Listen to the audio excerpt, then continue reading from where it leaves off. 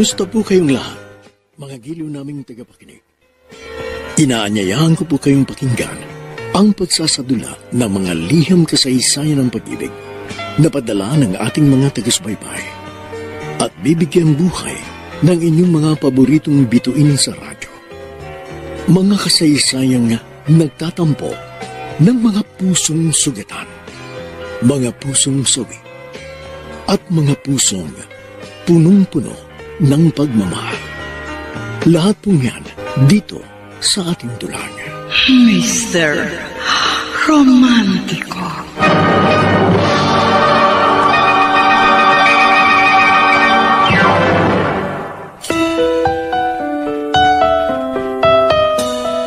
Kung papaanong unti-unting nilalamon ng pigati ang iyong puso't kaluluwa ay dilingin sa aking kaalaman. Sa lahat ng sandali, nababatid kong nababalot ng panaghoy ang iyong kalooban. Bawat patak ng iyong luha ay nakakapagod at nakapanlulumong pagmasdan. Subalit, ang pagdurusa mo ay aking tutuldukan kung mamahalin mo lang ako.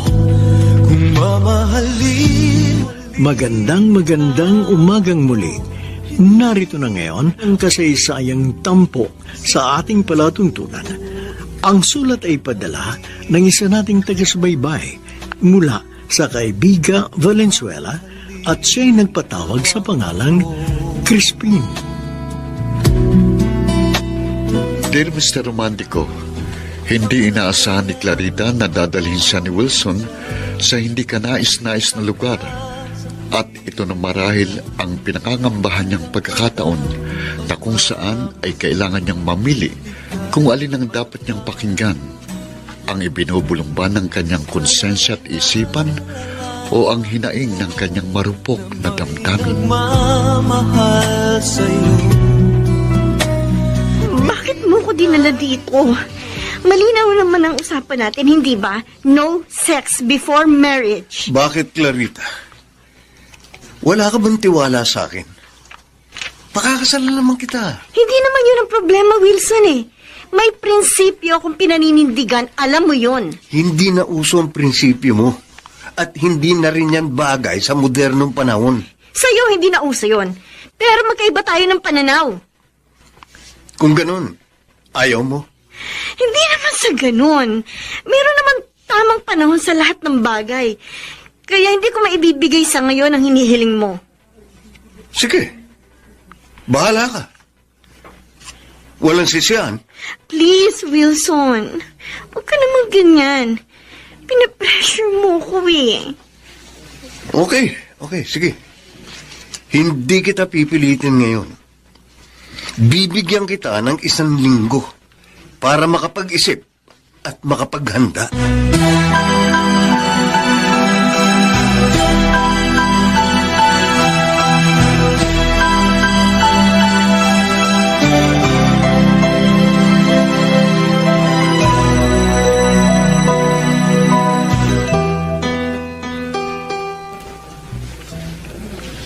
Ano po bang gagawin ko? Mahal ko po si Wilson at ayoko mawala siya sa akin. Noon pa man ay nasabi ko na sa iyo ang mga dapat kong sabihin. At may sapat ka ng pag-iisip upang mapag-aralan ko ano bang dapat mong gawin.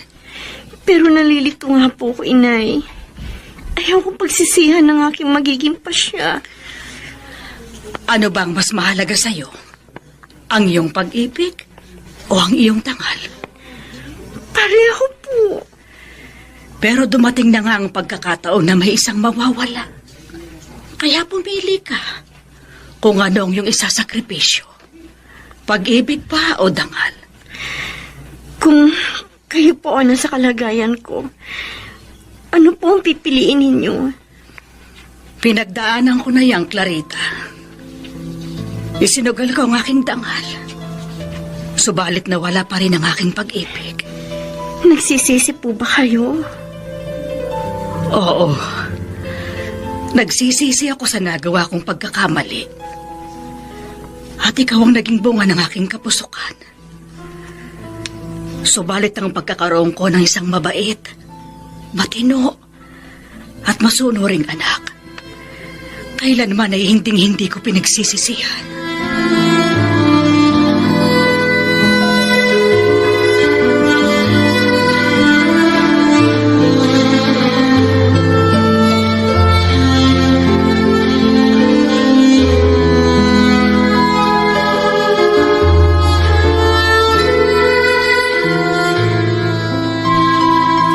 Mukhang malungkot ka yata. May problema pa? May hinihingi sa akin si Wilson. Isang bagay na hindi ko pa kayang ibigay. Clarita, lalaki rin ako. Kaya alam ko kung anong gusto niyang mangyari. Ano ba may papaya mo sa akin? Isa akong binatang ama kaya wala ako sa katayuan na magpayo kung anong dapat mong gawin. Pero kung ikaw ang nasa sitwasyon ko, anong gagawin mo? Gaya ng nasabi ko, isa akong binatang ama. At kung ano man ang nangyari nung sa amin ng nanay ni Miko, pareho namin ginusto yun. At yun ang malaking pinagkaiba ng sitwasyon ko noon kumpara sa katayuan mo ngayon.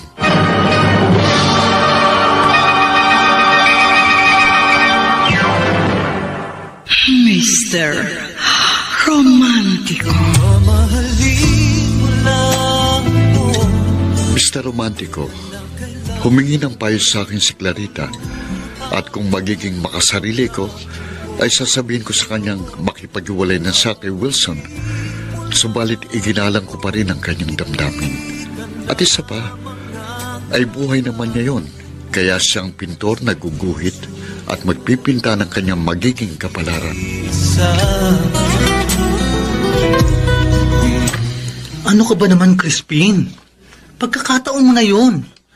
Sana diniscourage mo na lang siya o sinulsulan. Malay natin, makinig siya at makipag-break siya kay Wilson. Obet, mahal ko si Clarita. Kaya hindi ko siya didiktahan. Pero pagkakataon mo na nga yun at tulungan siya. Kung paano niya iingatan ang kanyang dangal. May katwiran ka. Pero gaya ng nasabi ko, ayokong panghimasukan ang kanyang personal na buhay. Crispin, hindi panghihimasok ang tawag doon, kundi pagmamalasakit. Paano kung kakasyan siya ni Wilson pagkatapos niya makuha ang kanyang gusto? Kahit naman anong sabihin ko kay Clarita, siya pa rin ang masusunod sa gusto niyang mangyari. Lagi kitang tinatanaw. O ano? Nakapagpasya ka na ba? Oo. Pero tatanungin muna kita. At sana maging honest ka sa akin. Sige, magtanong ka. Wilson, talaga bang mahal mo ko? Ano bang klaseng tanong yan? Siyempre, mahal kita. 6 na buwan akong nagtiyaga sa panunuyo sa'yo at 3 buwan na kitang girlfriend. At sa loob ng panahong yun, walang ibang babae na nalink sa akin dahil loyal ako sa'yo. Kaya yung dangal ko ang hinihingi mong kapalit ng mga effort mo at pagiging loyal mo sa akin? Ang dami mo naman satsat eh. Oo, o hindi lang naman ang isasagot mo kung papayag ka sa gusto ko. I'm sorry, Wilson. Pero paninindigan ko ang aking conviction. Okay. No problem. Oh, teka sandali. Saan ka pupunta? Wilson, ano ba? Bumalik ka dito. Hindi pa tayo tapos mag-usap.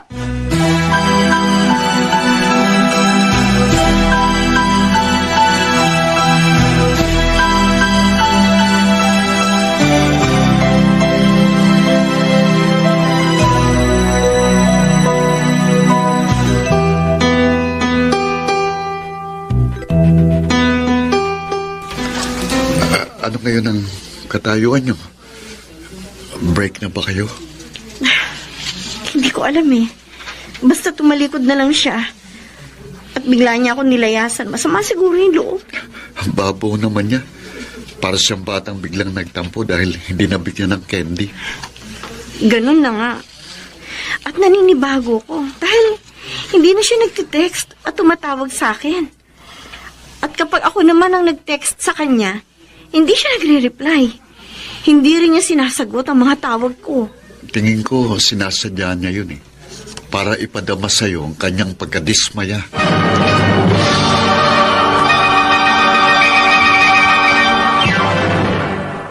Mr. Romantico. Mamahalin mo lang ako. Sa romantiko, dama ko ang lumbay ni Clarita dahil sa hindi nila pagkakaunawaan ni Wilson. At nalulungkot din ako para sa kanya. Kung magagawa ko lang sana ay ako nang sasalo sa nahuhulog niyang puso. Hindi ko yun nahayaang bumagsak at magkapira-piraso. Papahirin ko ang luha sa kanyang mga mata at papawiin ko ang hinagpis na kanyang nadarama. Mag-isang linggo nang hindi ko nakikita ang kotse ni Wilson. Mukhang nagkakalabuan na nga sila. At madalang na rin lumabas ng bahay si Clarita. Mukhang dinamdam niya ang pangyayari.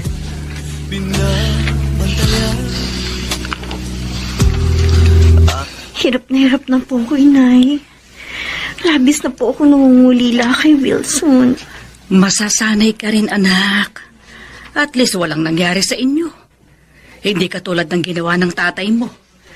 Tinakasan niya ang kanyang obligasyon nang malaman niyang buntis ako. Pero hindi ko po alam kung hanggang kailan ako tatagal. Parang gusto ko na pong bumigay. Huwag, anak. Huwag kang susuko. Panindigan mo yung prinsipyo kahit na anong mangyari.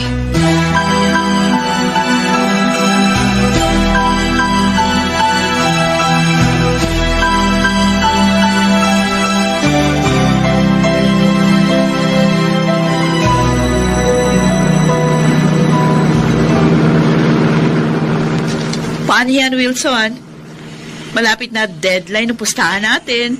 Kaya malapit na akong magkakotse. Huwag ka muna magdiwang. Ha? It's not yet over. Oo, mag-iisang buwan na kayo na hindi nag-iimikan. Kasama yun sa plano ko, Abby. Just wait and see. Kakagat din si Clarita sa akin patibong. Oh, well. Eto. Tumatawag si Clarita. Hello? Salamat at sumagot ka, Wilson. Akala ko hindi mo na naman ako kakausapin. Bakit ka tumawag? Miss na kasi kita. Oh? Talaga? Oo. Kaya huwag ka nang magtampo. Please. Kung gusto mong mawala ang tampo ko, ibigay mo sa akin ang hinihiling ko. Sige. Payat na ako. Kahit mamaya, pagkatapos ng klase ko. Good. Very good. O sige, susundin kita mamaya sa school. Wow! Grabe, ha? Wala na akong masabi. Bilib na talaga ako sa'yo, Wilson. Alam ko kasing hindi niya ako matitiis. O paano? Di talo ka sa akin? Uy, teka muna. Hindi pa nangyayari. Gawin mo muna. Okay. Mamaya, aabisuhan agad kita. Okay. Good luck na lang sa'yo. Happy honeymoon!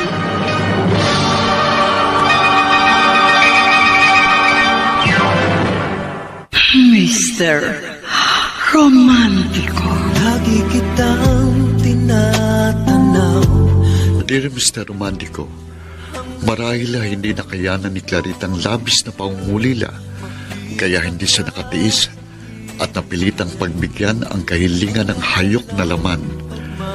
Kaya ang tulad niya isang basang sisiw na sinakmal at nilapa ng isang gutom na agila. Sana ay nalalaman mo. Hindi ako makapaniwala, Clarita. Virgin ka pa rin sa edad na 30. Dahil sa'yo ko lang unang ipinagkaloob ang aking pagkababae. Bakit? Wala ka bang naging ibang boyfriend? Meron, 2. At pareho silang nakipag-break sa akin dahil tinanggihan ko ang hinihiling nila. Kaya pala tinanggihan mo rin ako. Pero bumigay din ako sa bandang huli. Dahil mahal na mahal kita, Wilson. Kaya sana naman, hindi ko pagsisihan ang aking naging desisyon. Huwag kang mag-alala. Magiging tapat ako sa'yo. Ikaw lang ang mamahalin ko at wala nang iba. Sinabi mo yun, no? Kaya asa ako, tutupad ka sa pangako mo. Hindi lang dito sa kamang ating hinihigaan. Kaya kong patunayan ang aking pagkalalaki. May isang salita ako. Kung anong sinabi ko, kaya kong panindigan. Wow, I love you. I love you. Love you so much, Clarita. I love you more, Wilson. I love you. I love my heart. Patawarin niyo po ako, Nay. Kung hindi ko napanindigan ang aking prinsipyo. Naintindihan kita, anak. Basta't masaya ka sa iyong naging pasya, magiging masaya na rin ako. Opo, Inay. Masaya po talaga ako.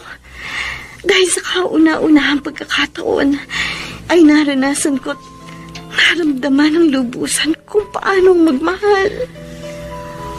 Pero huwag ka rin masyadong umasa, anak. Dahil dito mo palang masusubok ang hangganan ng pagmamahal ni Wilson sa'yo. Kaya ihanda mo yung sarili. Dahil walang bagay na tiyak sa mundong ibabaw. Alam ko naman po yun, Inay. At nakahanda akong harapin ang anumang consequence ng aking desisyon.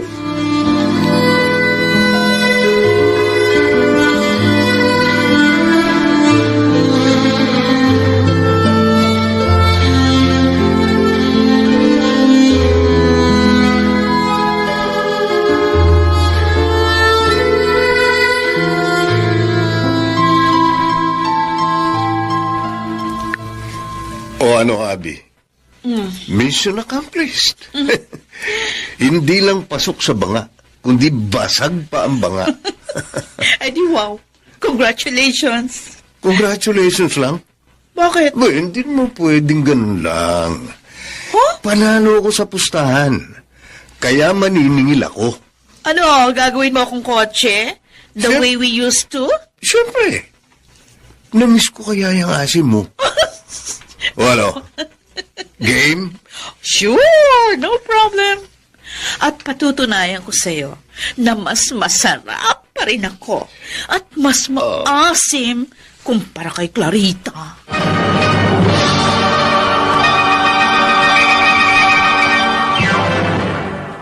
Mr. Romantico. Mamahalin mo lang ako. Mr. Romantico, hindi naging tapat sa kanyang pangako si Wilson dahil pagkatapos mismo na kanilang pulot-gata ni Clarita ay mabilis na lumipat ng kandungan ang taksil na binata. Nagpapatunay lang yon na hindi talaga pag-ibig ang nagpapaikot ng mundo ni Wilson, kundi init ng makamundong laman. Nag-iisa. Oo, ngayon. Ano masasabi mo? Sino sa amin ni Clarita ang mas yummy? Uy, siyempre, si Clarita. Very obvious namang sariwa pa siya. Samantalang ikaw, malapit ng mabilasa. Uy, grabe siya, ha? Bilasa talagang term na ginamit. Ang sabi ko, malapit ng mabilasa. Kumbaga sa kotse, si Clarita, brand new. Samantalang ikaw, second hand. Pero in fairness, mahusay pa rin ang iyong performance. Kasi doon ako pwedeng bumawi. Hindi kaya gawin ni Clarita yung mga ginagawa ko. Kaya kung ikaw naman yung magiging kotse, mas mahusay pa rin akong driver kesa sa kanya. Student permit pa lang yung hawak niya. Kailangan pa siyang turuan. Samantalang ako, meron ng professional driver's license. kaya kitang i-drive kahit na hanggang doon sa ikapitong langit.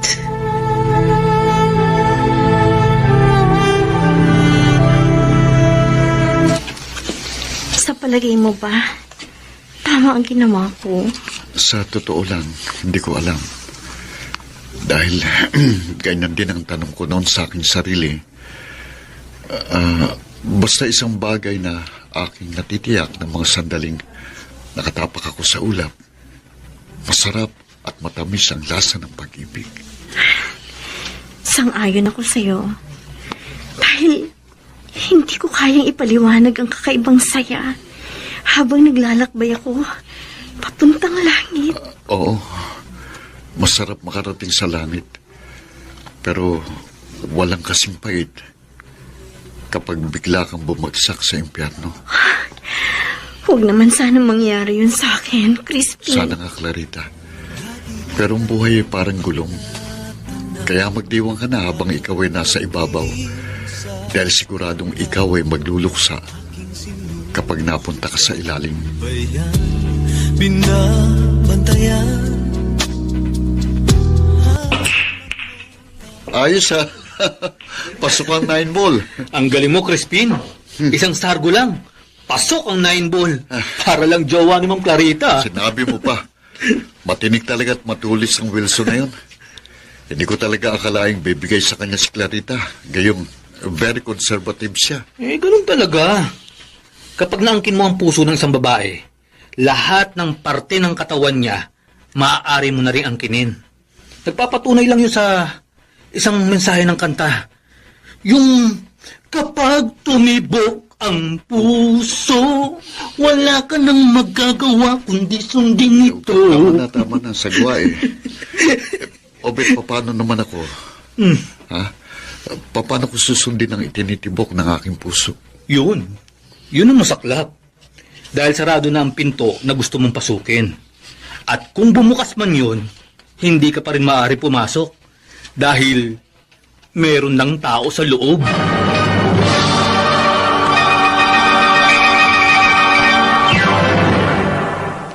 Mr.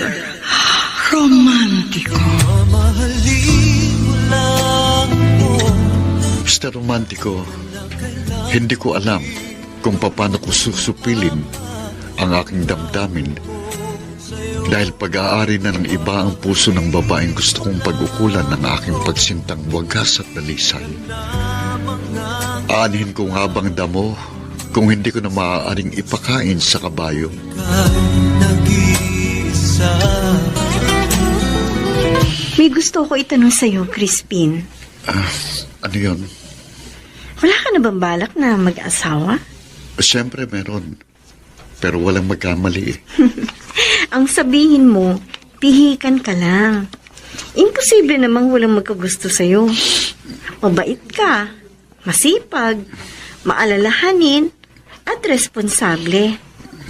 Alam mo, mapalad ang babaeng mamahalin mo. Sayang, Clarita. Mapalad ka sana kung nagkataon. Ha? Ha? May sinasabi ka ba, Crispin? Ako? Kwan, ang sabi ko, darating din sa takdang panahon ng babaeng nakalaan para sa akin. Mamahalin mo lang ako. Clarita, kailan uli? Anong kailan? Alam mo na ang ibig kong sabihin. Wilson, mahigit 2 linggo pa lang ang nakakalipas pagkatapos na nangyari sa atin, hindi ba? Ayun na nga eh. Ang tagal ko nang nasasabik sa'yo. Parang ayoko na, Wilson. Ayan ka na naman eh. Magkukulitan na naman ba tayo?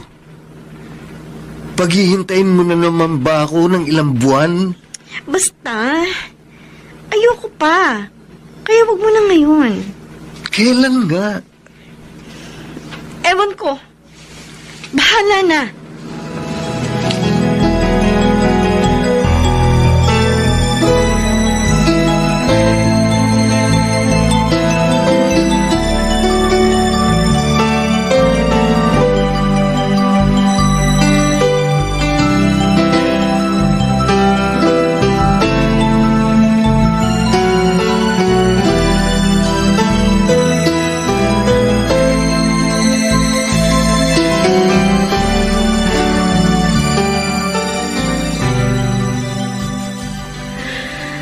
Napapansin ko, anak, habang tumatagal padalang ng magawi rito si Wilson. May problema ba kayo? Mukhang bumabalik po siya sa dating gawi. 2 buwan na pong malamig ang pakikitungo niya sa akin. Bakit nga? May pinagawayan ba kayo? Gusto po kasi niyang maulit yung nangyari sa amin. Pero hindi ko na po siya mapagbigyan. Bakit? Anong problema? Ang sabi mo sa akin, naging masaya ka sa una niyong pagniniig. Oo nga po. Pero... Clarita? Tapatin mo ko, anak. Ano ba nangyayari sa iyo?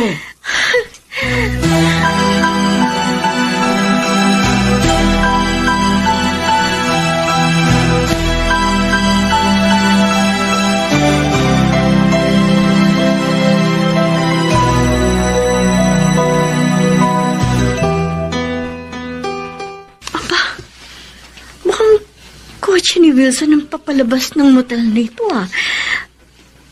Kanya nga. Plate number ito ng kotse niya.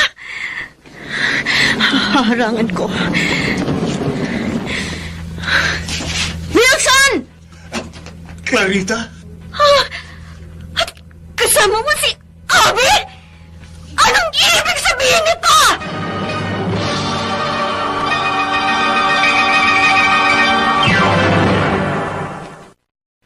Mr. Romantiko. Lagi kitang tinatanaw. Dear Mr. Romantico, noon pa man ay naihanda na ni Clarita ang sarili sa mga hindi ka nais-nais na pangyayari. Subalit hindi pa rin niya maiwasan ang magulangtang dahil siya mismong nakasaksi sa isang krimeng siya rin ang biktima. At paano nga niya pakikitunguhan ang mga salaring ngayon ay nasa kanyang harapan. Na may nagmamahal. Mga walang iya kayo. Kailan niyo pa ako ginagago? Relax ka lang, Clarita. Naglilibang lang kami ni Wilson. Walang personalan. At kailan pa naging libangan na ginagawa ninyong kababuyan? Huminahong ka, Clarita. Let me explain. You have nothing to explain. Dahil malinaw pa sa sikat ng araw ang inyong katangsilan. Huwag mo akong sisihin. Dahil kasalanan mo ito. Hindi mo kasi kayang punan ng aking pangangailangan. Tama si Wilson. Kasi madamot ka. Hindi ko nakasalanan kung mapagbigay ako. Ang galing niyo rin naman, ano? Ako ang biktima dito dahil ako ang niloko ninyo pagkatapos ako pa ang pinapalabas ninyong may kasalanan? O sino ba may pagkukulang? Di ba ikaw? Okay, fine. Ako na ang mali. Ako na ang may kasalanan. Kung alam ko lang na aabot tayo sa ganito, dapat pala hindi na kita pinagbigyan noon pa. Sorry ka na lang, Clarita. Dahil nagpauto ka kay Wilson. At nagsalita ang hindi uto-uto. At talagang hindi ako uto-uto kasi marunong akong sumugal. Hindi ko itataya ang puso ko kung alam kong dihado ako. At higit sa lahat, hindi ako kasing tanga mo na isang iglap, ipapatalo ang puso at dangal.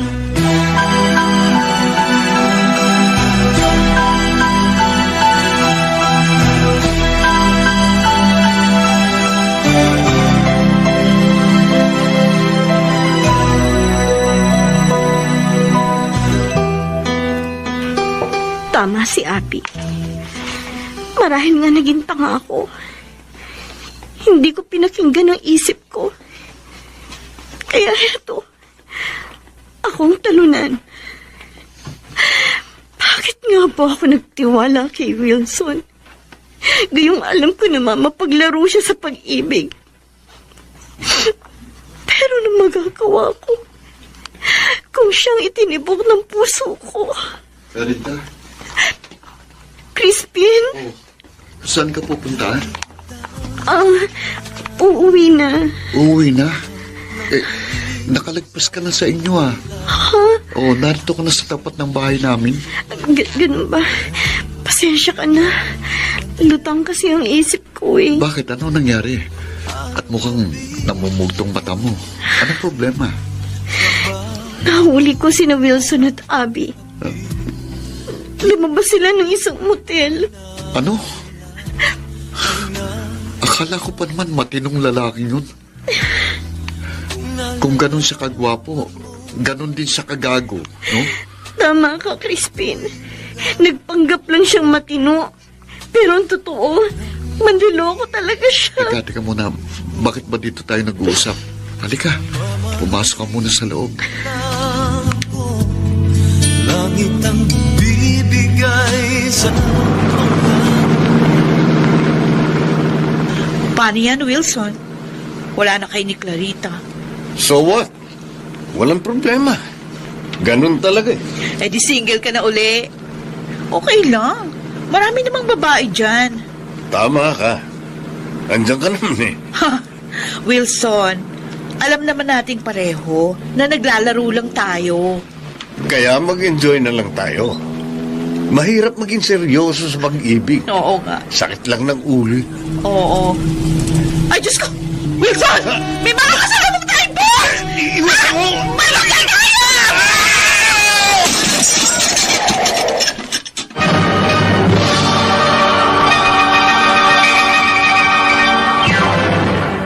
Mr. Romantiko. mamahalin mo lang po. Tunay ngang mabilis ang balik ng karma, Mr. Romantico.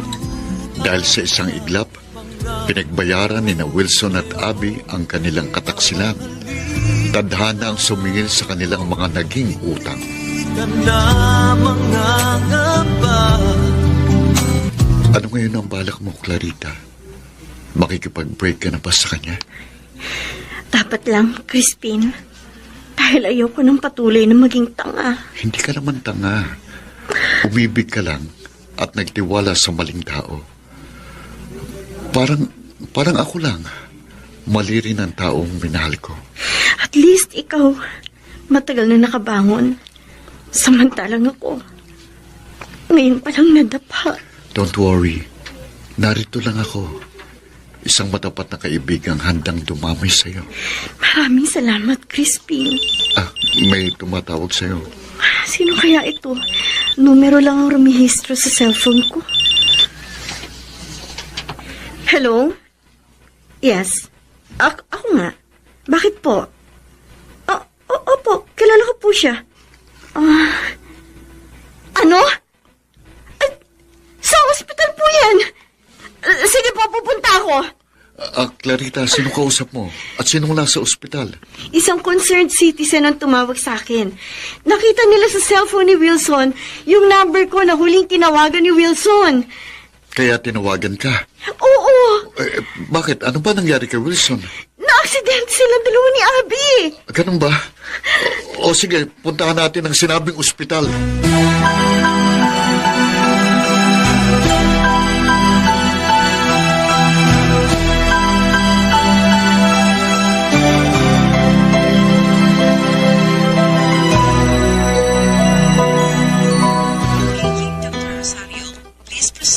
Anong sabi ng doktor? Kumusta na sila? Patay na si Abby. Ha? Dead on arrival. Kaya nandun siya sa morgue. Si Wilson, anong nanglagan niya? Marami siyang bone fracture sa iba't ibang bahagi ng katawan. Pero malubha ang naging pinsala ng kaliwa niyang paa. Kailangan daw yung putulin. Ganun ba? Oo, Nakakalungkot naman ang sinapit nila. tama ka. Dahil sa kabila ng kasalanan nila sa akin, nalulungkot pa rin ako sa sinapit nila.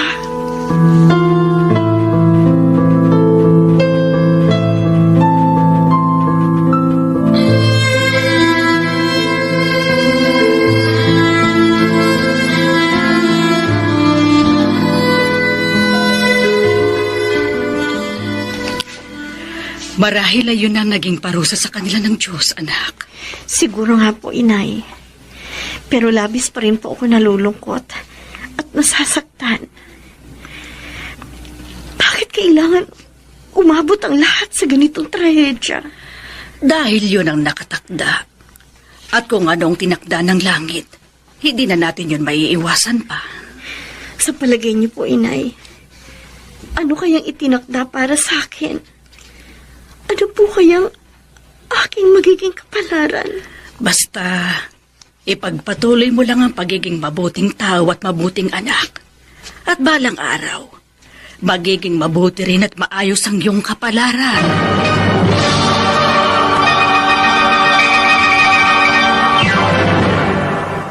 Mr.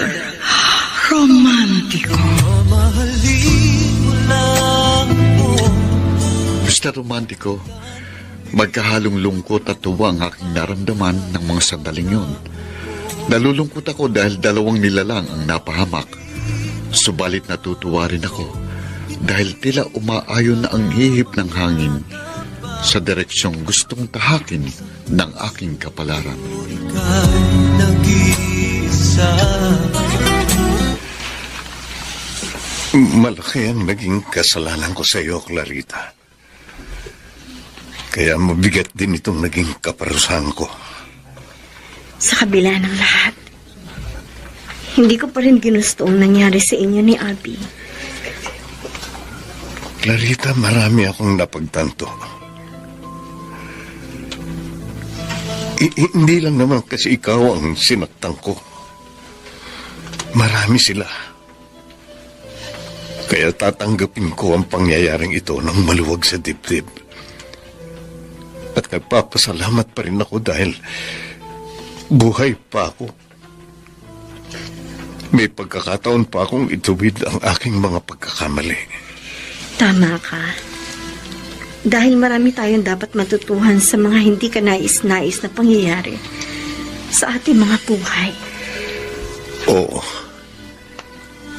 At nagsisisi na ako sa lahat ng aking mga nagawang kasalanan. Patawarin mo ako, Clarita. Kalimutan mo na yon, Wilson. Basta't magbagong buhay ka na. At ganoon din ako. Oo. Oo, Clarita. Malaya ka na. At sana matagpuan mo ang lalaking tunay na magmamahal sa'yo at hindi ka lolokohin.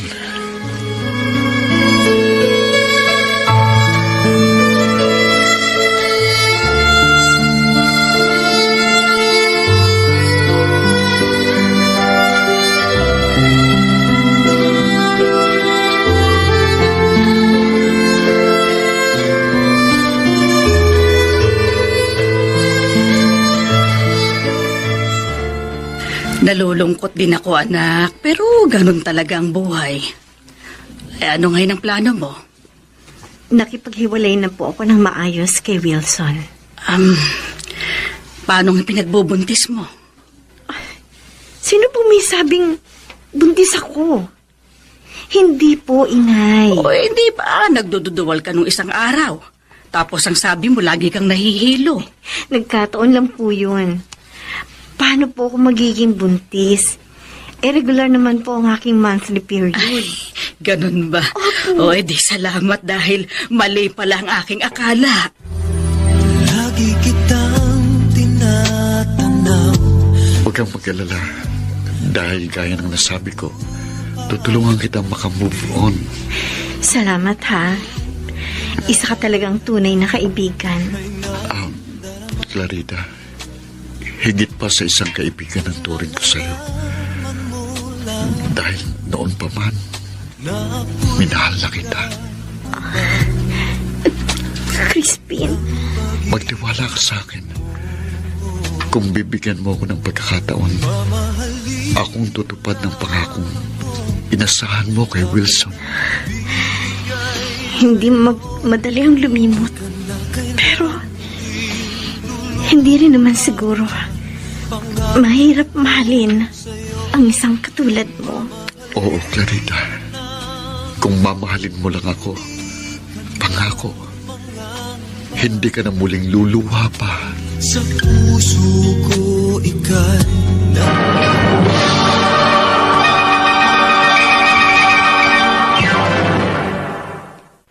Mr. Romantico. lagi kitang tinatanaw. Mr. Romantico, hindi naglaon ay natutuhan din akong mahalin ni Clarita. At sa ngayon ay kasal na kami at mayroong isang anak. At tuwang-tuwa si Miko dahil meron na siyang kapatid. Hanggang dito na lang, Mr. Romantico, at maraming salamat sa pagbibigay daan mo sa aking liham. Lubos na gumagalang, Crispin. Crispin, may mga taong nangangako sa isang karelasyon na hindi kayang panindigan at tuparin.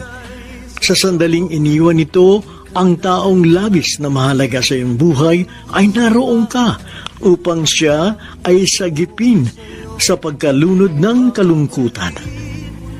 Sa gayong pangyayari, sa kanya lang makikilala ang iyong kadakilan at siya ay magiging handa upang muling buksan ang puso sa larangan ng pagmamahal sa tamang panahon, sa tamang pagkakataon, at higit sa lahat, sa tamang taong handa niyang mahalin magpakailanman.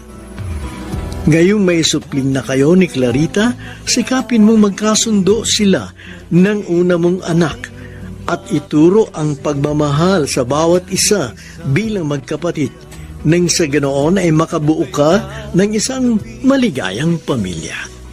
Langit ang bibigay sa iyo. Mga kaibigan, muli ko po kayong inaanyayang subaybayan ang isa na namang magandang kasaysayan ng pag-ibig na aming itatampok sa susunod na pagtatanghal. Hanggang sa muli, ako po ang inyong Mr. Romantico. Oh.